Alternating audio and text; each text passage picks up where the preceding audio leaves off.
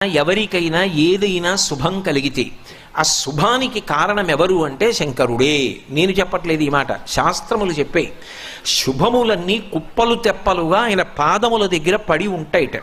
ఆయన అనుగ్రహించాడు అనుకోండి, ఓసారి ఇలా అంటాడు అంటే అది ఎగిరి వెళ్ళి ఇంటికి తోరణంగా పట్టుకుంటాడు. అందుకే ఒక గడుసు కవి ఒక మాట అన్నాడు, నేను ఓ పువ్వు పట్టుకొచ్చి మీ పాదాల మీద వేశాను అనుకోండి, నేను వేసినది ఏది పువ్వు, మీ పాదముల మీద ఉన్నది ఏది పువ్వు.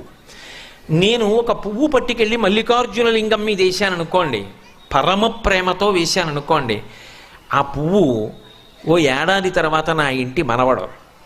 నేను ప్రేమతో వేసిన పువ్వు 2 ఏళ్ల తర్వాత